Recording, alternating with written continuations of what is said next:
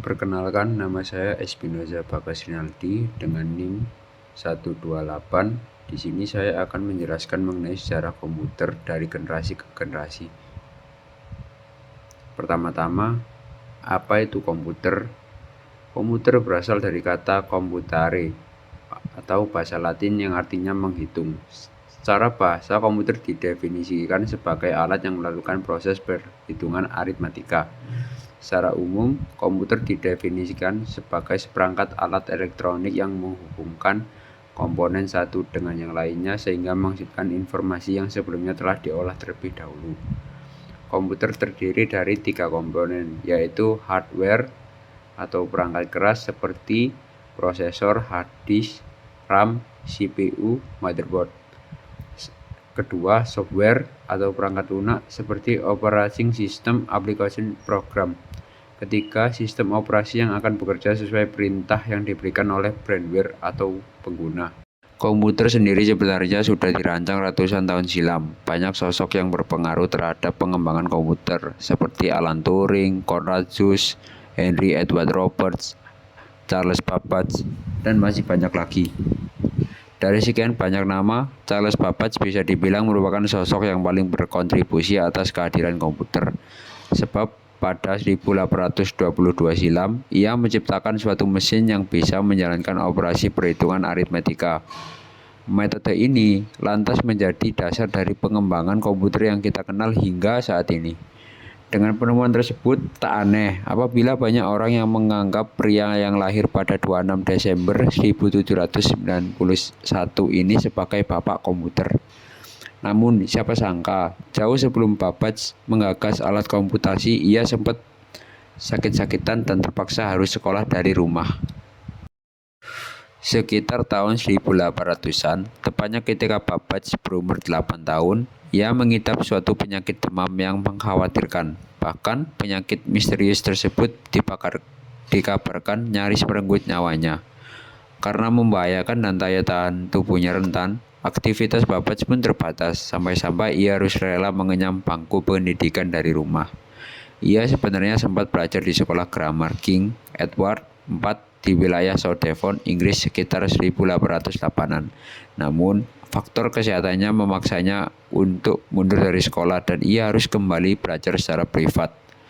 Seiring berjalannya waktu, Babbage akhirnya bisa bersekolah dengan normal di lingkungan kelas melalui Akademi Holmwood, Middlesex, Inggris. Di sekolah ini, kecintaannya terhadap matematika mulai tumbuh. Karena suka, seluruh teori matematika pun ia pelajari di perpustakaan sekolah tersebut. Ketertarikannya pada matematika sukses membuatnya masuk ke kampus Trinity yang berada di bawah payung Universitas Cambridge pada 1810, serta kampus Peterhouse pada 1812. Di sini, ia menjadi mahasiswa matematika terbaik dan lulus pada 1814. Meski demikian, ia disinyalir tak begitu menikmati masa-masa kuliahnya, sebab ada sejumlah laporan yang mengklaim bahwa Babbage terasa bosan dengan teori matematika yang dipelajarinya di kampusnya. Seluruh teori yang diajarkan sudah ia pelajari sendiri melalui aneka buku yang ia baca dan perpustakaan sekolah lamanya tadi. Mungkin dipicu rasa bosan, Babbage lantas membuat suatu kelompok matematika bernama Analytical Society pada 1812 yang bertujuan untuk mengulik lebih dalam soal matematika. Pasalnya, kala itu matematika dinilai bisa menyelesaikan banyak persoalan di berbagai sektor industri seperti navigasi, sains, hingga engineering. Penyelesaian masalah menggunakan metode matematika dan tabel penghitungan pun dianggap masih memakan waktu dan uang yang tidak sedikit lantaran akan banyak kalkulasi yang mungkin dilakukan. Karena dinilai tidak efisien, Babbage pun mulai merancang suatu alat yang bisa menyelesaikan persoalan matematika menggunakan mesin pada 1819. 3 tahun kemudian, alat tersebut rampung dan dinamai Different Engine Zero dan digadang-gadang sebagai komputer pertama di dunia. Bentuk mesin tersebut sebenarnya sangat jauh berbeda dengan komputer saat ini. Namun, prinsip kerja mesin itu sama dengan komputer modern, yaitu melakukan perhitungan angka alias komputasi. Different Engine Zero konon memiliki berat hingga belasan ribu kilogram dengan tinggi lebih dari 2 meter. Mesin ini dioperasikan menggunakan sebuah engkol pegangan yang bisa diputar secara manual untuk menyelesaikan persoalan matematika. Pada 1823, pemerintah Inggris tertarik akan cara kerja mesin ini dan menyuntikkan dana sebesar 1.700 pound sterling supaya versi selanjutnya bisa dikembangkan. Sekitar 10 tahun kemudian, mesin bernama Different Engine 1 yang lebih mumpuni dari Different Engine 0 berhasil dibuat dengan dana 17.000 pound sterling. Namun, alat tersebut belum bekerja sepenuhnya dan masih membutuhkan pengembangan lebih lanjut. Setahun setelahnya, proyek Different Engine 1 tak lagi dibiayai oleh pemerintah dan di-stop karena konon kekurangan dana. Meski demikian, hal itu tidak membuat Babbage pantang menyerah dan berhenti untuk mengembangkan desain komputernya bikinannya. Sekitar 1837, ia merancang suatu sistem bernama Analytical Engine yang bisa menghitung persoalan matematika yang jauh lebih kompleks dan bisa dipakai untuk berbagai tujuan. Kemudian pada 1846, ia memperbarui desain Different Engine 1 menjadi Different Engine 2 yang menjadi komputer mekanikal pertama di dunia. Sayangnya, Analytical Engine dan Different Engine 2 tidak terwujud dalam produk nyata hingga Babbage tutup usia. Babbage wafat pada 18 Oktober 1871 karena mengidap sebuah penyakit. Pada saat masih hidup, ia memutuskan untuk mendonasikan otaknya untuk keperluan sains ketika nantinya ia sudah meninggal. Kini, setengah organ otak Babbage diabadikan di Hunterian Museum di Royal College of Surgeons, London. Sedangkan setengahnya lagi dipamerkan di Science Museum London bersama dengan komputer Different Engine yang dirancang oleh Babbage. Banyak orang yang mungkin belum mengenal Babbage, namun gagasannya soal prinsip kerja komputer patut dihargai sebagai suatu momen penting dalam sejarah manusia. Sebab berkat penemuannya, ia berhasil mengubah cara kerja orang banyak di masa modern yang kini agaknya semakin bergantung pada komputer.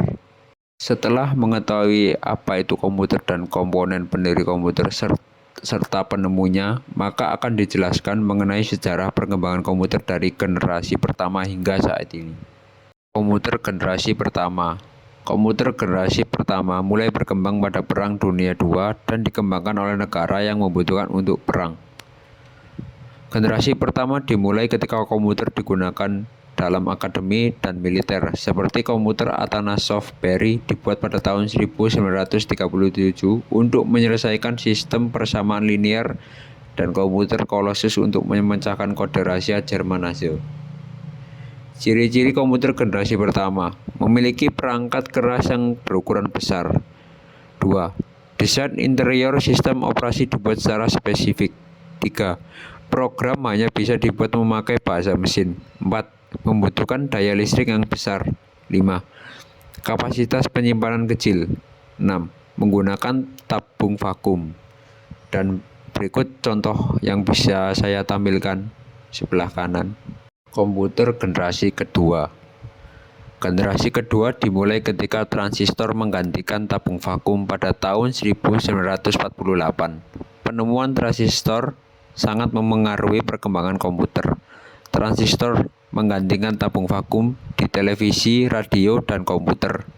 Pada awal 1960-an, mulai bermunculan komputer generasi kedua yang sukses di bidang bisnis, universitas, dan pemerintahan.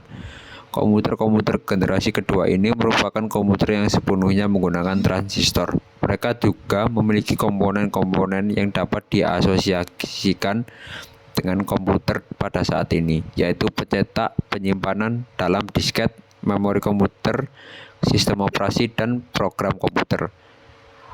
Pada tahun 1965, hampir seluruh bisnis besar menggunakan komputer generasi kedua untuk memproses informasi keuangan.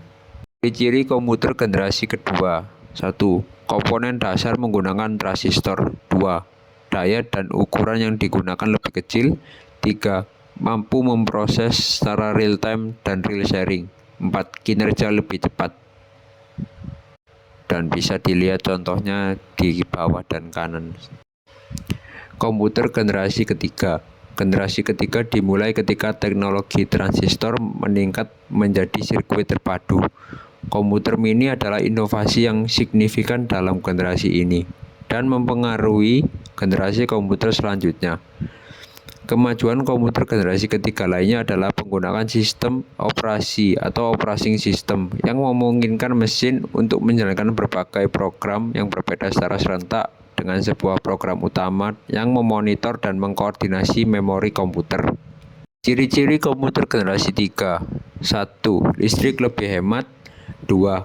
Perangkat lunak lebih berkembang. 3. Harga semakin terjangkau. 4. Kapasitas penyimpanan lebih besar. 5. Mampu berkomunikasi dengan komputer lain. 6. Menggunakan penyimpanan eksternal seperti disket magnetik. Dan berikut contohnya sebelah kanan. Komputer generasi 4. Generasi keempat dimulai pada dasawarsa 1970-an ketika penemuan MOSFET dan integrasi berskala besar selanjutnya membawa ke pengembangan mikroprosesor di awal 1970-an. Large Scale Integration atau LSI dapat memuat ratusan komponen dalam sebuah chip. Pada tahun 1980-an, Very Large Scale Integration atau VLSI memuat ribuan komponen dalam sebuah chip tunggal. Ultra Large Scale Integration atau ULSI meningkatkan jumlah tersebut menjadi jutaan. Chip Intel 4004 yang dibuat pada tahun 1971 membawa kemajuan pada IC dengan meletakkan seluruh komponen dari sebuah komputer atau Central Processing Unit, memori, dan kendali input-output dalam sebuah chip yang sangat kecil. Pada tahun 1981, IBM memperkenalkan penggunaan personal komputer atau PC untuk penggunaan di rumah, kantor, dan sekolah. Ciri-ciri komputer generasi 4. 1. Menggunakan LSI. 2. Menggunakan mikroprosesor. 3. Dipasarkan pada sektor perorangan. 4. Muncul komputer baru yang lebih mudah dibawa seperti laptop. Berikut contohnya. Terakhir, komputer generasi kelima. Komputer generasi kelima digadang-gadang sebagai tahapan perkembangan teknologi paling canggih saat ini dan diciptakan pertama kali pada tahun 1980-an. Peningkatan dari segi visualisasi menjadikan tampilan visual pada komputer di generasi kelima mempunyai resolusi sangat tinggi dan begitu tajam. Negara yang mempelopori perkembangan komputer pada generasi kelima adalah Jepang. Dalam proses pengembangannya, terdapat penambahan komponen-komponen penting ke dalam sistem komputer modern saat ini. Fungsi teknologi yang satu ini adalah memudahkan sistem komputer dalam mengirim berbagai macam informasi menuju perangkat lainnya, yaitu superkonduktor. ULSI merupakan hasil pengembangan dari VLSI yang memiliki banyak keunggulan. Misalnya saja, dari segi harga cukup murah, bentuknya yang lebih kecil atau mikro, dan mampu menampung jutaan komponen data hanya dalam satu buah chip sederhana. Artificial Intelligence atau AI merupakan kecerdasan buatan yang memudahkan kamu dalam mengoperasikan komputer. Komponen yang digunakan dalam komputer generasi kelima adalah menerapkan ragam teknologi modern seperti superkonduktor, ULSI, dan kecerdasan buatan atau kamu lebih mengenalnya dengan sebutan Artificial Intelligence atau AI. Tiga komponen tersebut tentunya mempengaruhi sejarah terciptanya komputer generasi kelima. Kelebihan yang ada di komputer generasi kelima ini adalah banyak fungsi di komputer generasi ini yang sudah dioptimalkan sehingga jauh lebih fungsional dan menunjang untuk melakukan aktivitas apapun termasuk dalam proses perhitungan angka. 2. Kepraktisan yang ditawarkan menjadi kelebihan dari generasi komputer saat ini, mulai dari ukuran, bentuk, dan bobotnya yang minimalis. Tentunya sangat memudahkan kamu yang mempunyai mobilitas cukup tinggi dan berpindah-pindah.